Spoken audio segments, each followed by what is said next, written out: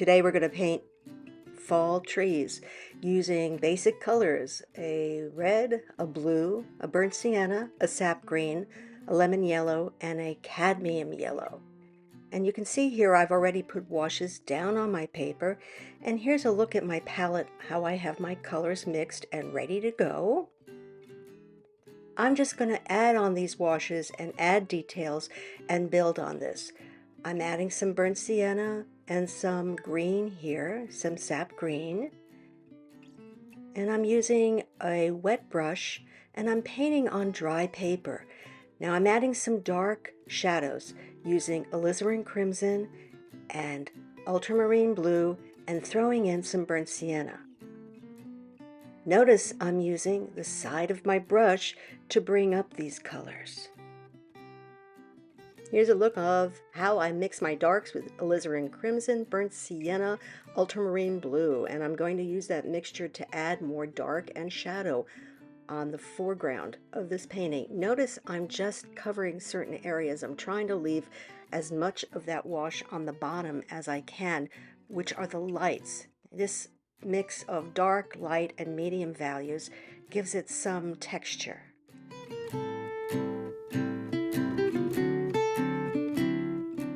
Adding more purples, more dark shadows. This is my mix where I'm adding some green into these darks to bring in some of the darker green passages. But I'm still working pretty heavily with that burnt sienna and ultramarine blue mixture. Now I'm starting to add some greens. The greens are subdued, except for those. You know, I like to pop a little color here and there. It keeps it fresh, it keeps it alive. Again, working with a wet brush, wet paint on dry paper. Adding more shadows with that purple mix. It's a small piece, it's only 12 inches high and 9 inches wide, but you can do a lot of creative work even if you're only using a small piece of paper.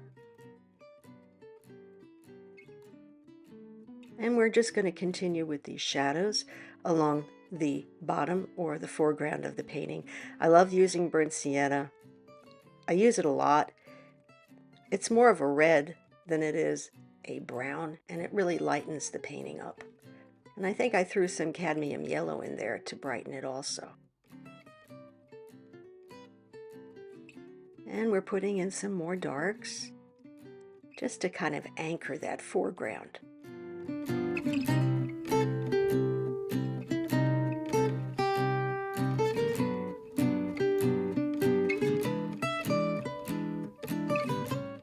Here's my palette. You can see the different areas and the different color mixes that I work with. I also do color swatches. Pretty important to prepare and test what your colors are going to look like before you actually put them on the painting. Always nice to have them also as a reference for any future work that you might do. Okay, we're starting to build up from the bottom of the painting using some more, I think I used a lot of sap green and lemon yellow here just to brighten things up. Also, if you look at your color wheel, yellow and purple are complementary colors, and when you put them next to each other, they really make a painting pop. Pulling up some of that green. It's sap green and lemon yellow, probably a little bit of cadmium yellow thrown in there.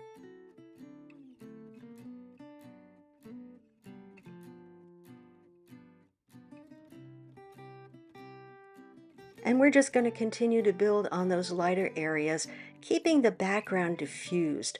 I wanted to bring in lighter colors, lighter values in the middle of the painting. The bottom darker than the middle lighter, because as light hits the trees, it's darker on the bottom and lighter as it proceeds closer to the sky.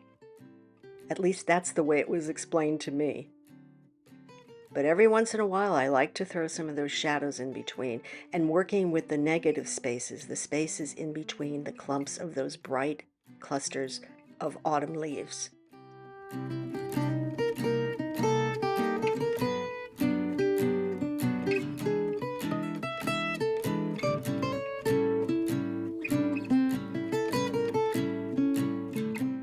I'm still adding some shadows here and there, a little bit of alizarin crimson, kind of popping it a little bit more and adding a darker mixture of that purple that I like to use. I like the way the purple contrasts with the warm colors. And this is the color mix that I use a lot for my darks, particularly in this painting. All right, we're going to continue working on this, working with the negative shapes so the clusters of those leaves, those brightly colored leaves, will stand out more. I'm using a number 8 brush here, kind of a all all-purpose brush. I believe it is a synthetic, and you also see that I use a tissue a lot because sometimes I'm not liking what I put down, so I can gently lift it while it's still wet. And remember, I'm still using a damp brush, watercolor that is fairly liquid, but I'm going on dry paper, covering the initial washes that I did.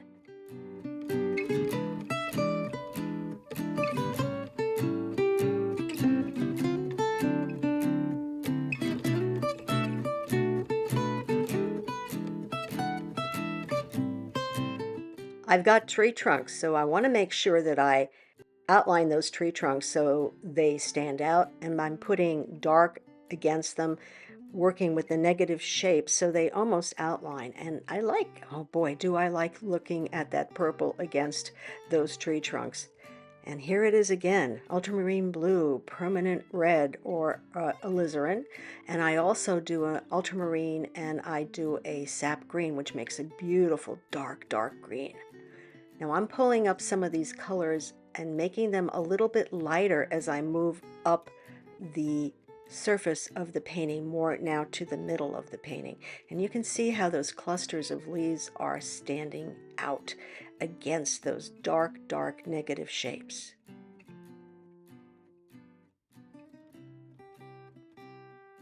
Another look at my mixes, a yellow and a green, an ultramarine, a blue makes a lovely brown, different values, different shades. Now I'm bringing up a lighter value as I move towards the top of the painting with that mixture of sap green and lemon yellow.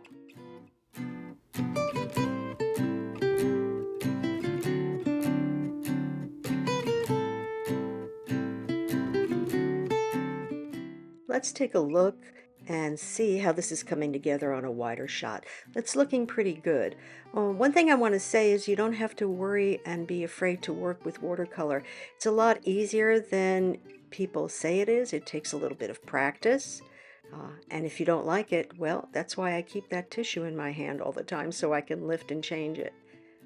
Your art doesn't have to be perfect. It just has to be expressive, and watercolor is a great medium to do that in. All right, let's take a little break, and we're going to start looking at putting in a little bit more of blue skies, a mixture of ultramarine blue and maybe just a dash of alizarin crimson in there for bringing out some of those light blue skies. I don't like to make my skies too dark because I don't feel they're the star of the show. I'm also working my tree trunks a bit more with ultramarine blue and burnt sienna. And you can see I'm bringing out the tree trunk, outlining it, and putting in some darker color so it stands out a bit more.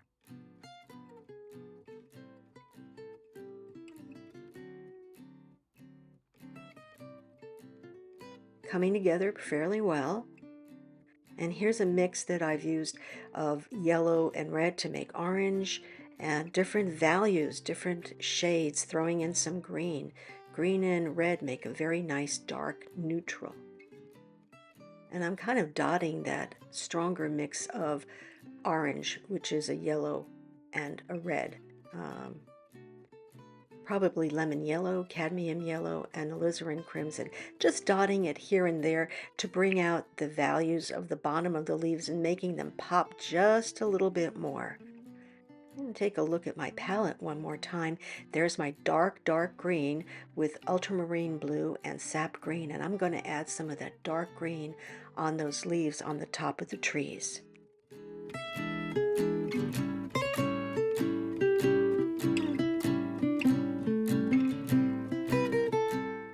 I like to add darker values on this as I'm working, using a lot of that dark green mixture, adding stronger reds and yellows. I like to add some dark green every once in a while to contrast with that orangey yellow mixture. And there's that tissue again. Very important, really.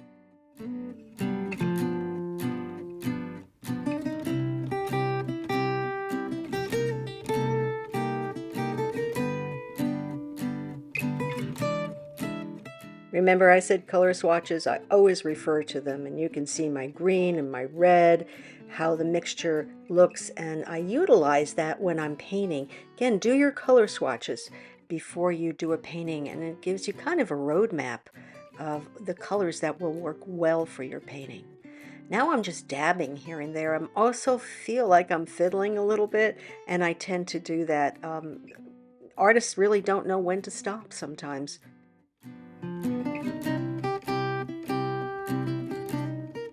I'm continuing to outline those tree trunks, strengthening the darks with that ultramarine blue and burnt sienna mixture, and going back and forth with that purple mixture that I love so much, and that dark, dark green. It adds drama to your painting when you have light, medium, and dark values working against each other, or really with each other. Oh, I'm dabbing here and there, but notice I'm leaving a lot of the lighter values so we have more depth, more variety.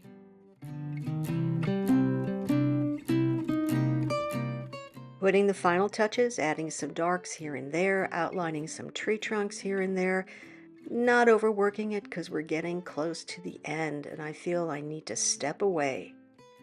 And lifting and outlining a few tree trunks, as I said, and kind of just letting it go. And those were the steps I used to create this lovely little watercolor painting. Thanks so much for watching. Have a great creative week.